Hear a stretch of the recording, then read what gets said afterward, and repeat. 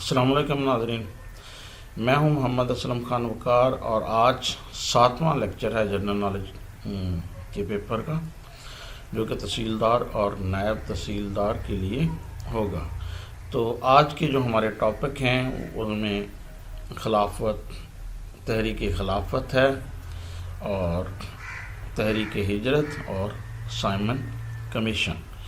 تو یہ تینوں ایونٹ کے بارے میں ہم آج بات کریں گے۔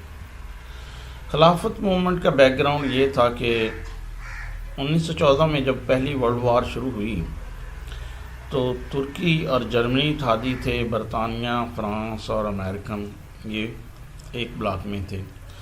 اس جنگ میں ترکی کو شکست ہوئی، جرمنی کو شکست ہوئی اور ترکی کو بھی شکست ہو گئی۔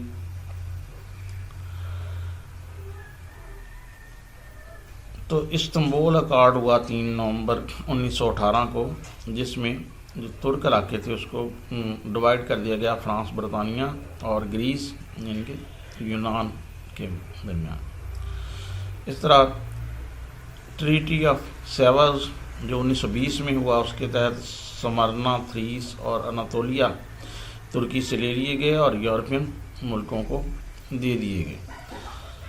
اس وقت ترکی کی حکومت مکہ اور مدینہ پہ تھی۔ بر صغیر پاک و ہند کے لوگ خلافت کو محافظ سمجھتے تھے اپنے مقدس مقامات کا۔ تو یہاں پہ کافی بے چینی بڑھی اور یہاں پہ سوچ بچار شروع ہوئی کہ خلافت کو کسی طرح سے بچایا جائے اور ترکی کے جو علاقے ہیں اس کو واپس ملیں۔ تو خلافت کمیٹی قائم ہوئی۔ خلافت کمیٹی اور کانگریس کی جو مشترک میٹنگ جو ہے نا امرتسر میں ہوئی 1920 میں، اور یہاں پہ ڈیسائیڈ کیا گیا کہ ایک ڈیلیگیشن بھیجا جائے مولانا محمد علی جوہر کی قیادت میں انگلینڈ میں، جو کہ وہاں پہ کے ممبر آف پارلیمنٹ سے ملے، وزیر اعظم سے ملے اور مسلمانوں کے نقطہ نظر سے ان کو آگاہ کیا جائے۔ تو وفد جو گیا وہاں پہ، برطانیہ کے پرائم منسٹر اس وقت تھے لارڈ جارج، ان سے ملا۔ لارڈ جارج کا رویہ جو ہے نا بڑا ہی متکبرانہ تھا۔ اس نے کہا کہ جیسا جرمنی سے انصاف ہو چکا تو ترکی سے بھی اب انصاف ہوگا۔ وفد کے لوگ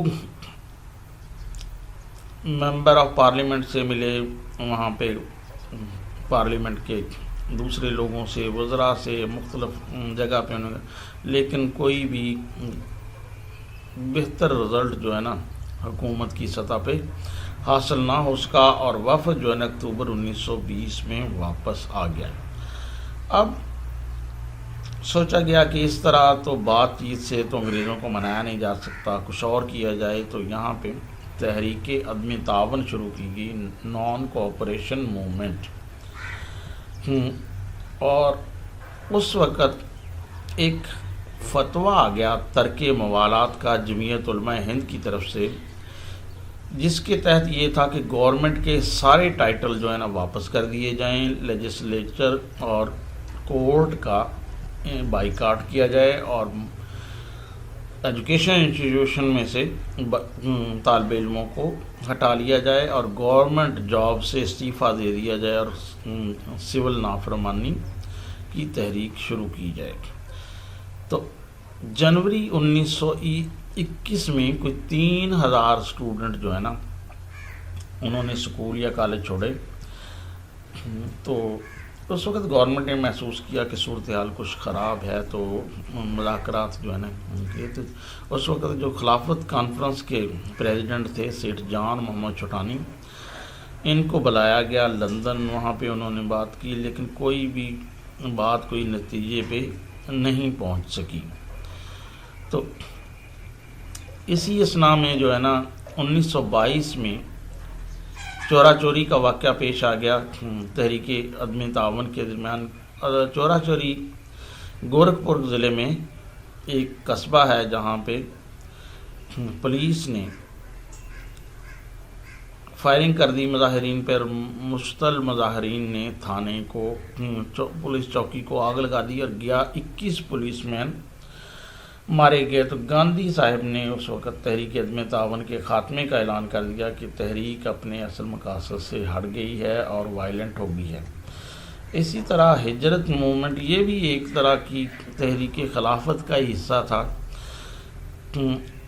گاندھی جی کے اکسانے پہ ہمارے کچھ علماء نے فتویٰ دے دیا کہ ہندوستان جو دارالحرب ہے اور اس یہاں یہ رہائش کے قابل نہیں، اب لوگوں کو یہاں سے دارالامان یعنی کہ کسی مسلم ملک کی طرف چلے جانا چاہیے۔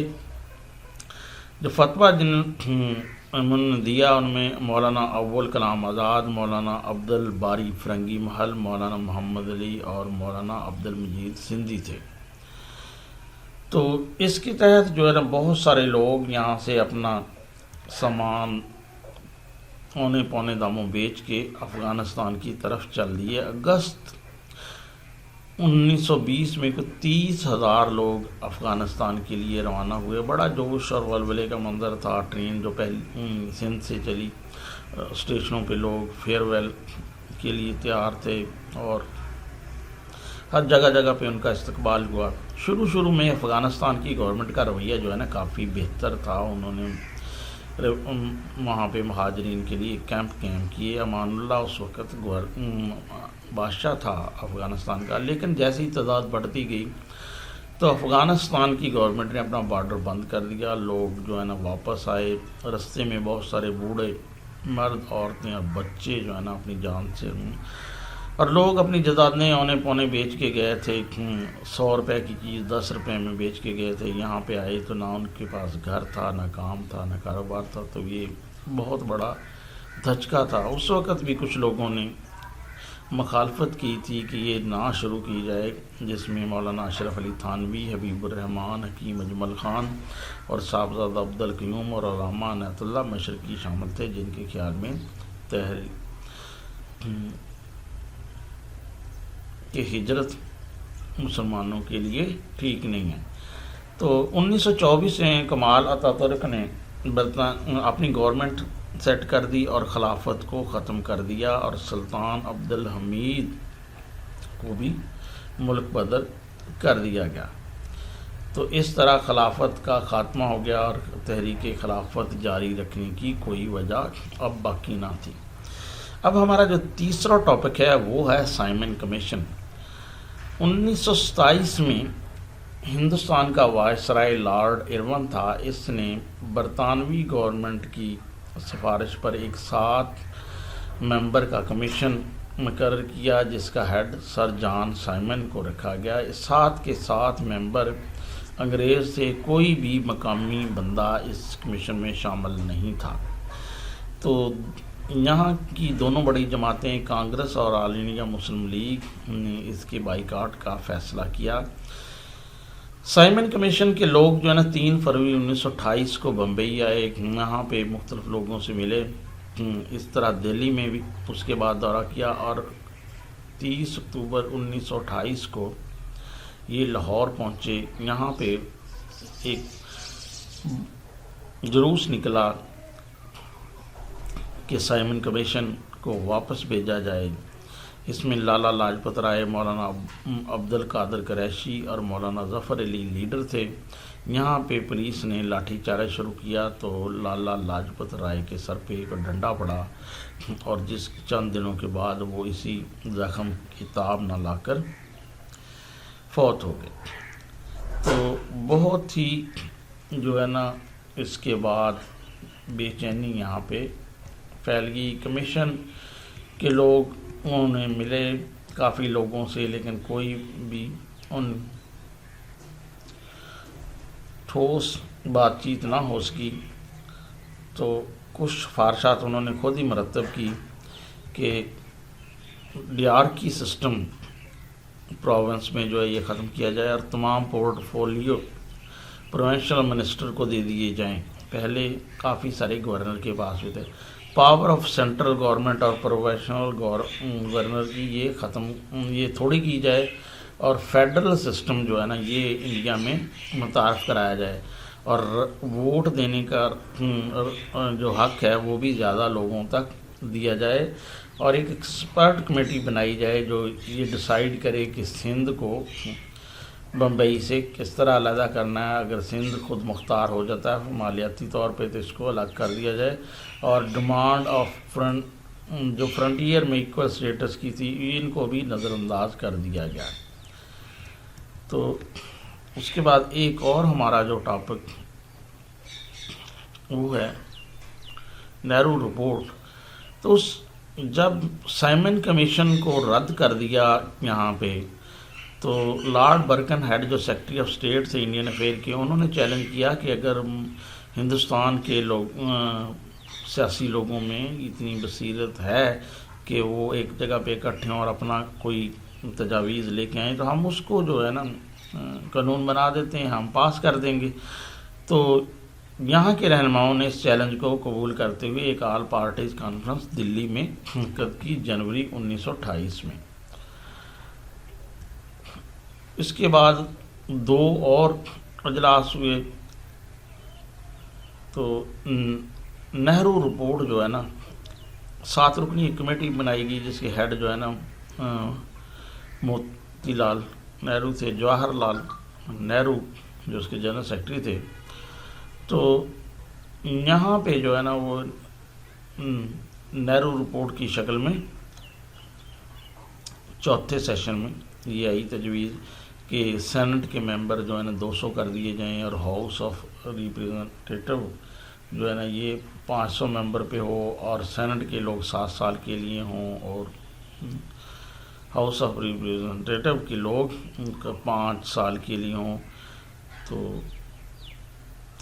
نہرو رپورٹ میں اور مسلمانوں کو 1/4 نمائندگی دی جائے, اور ان علاقوں میں مسلمانوں کا کوٹا رکھا جائے جہاں پہ ان کی تعداد 10% سے زیادہ ہے. بنگال اور پنجاب میں کوئی مسلمانوں کو الگ نہیں دیا گیا, اور جداگانہ انتخاب کا حق بھی جو ہے نہرو رپورٹ میں تسلیم نہیں کیا گیا تھا.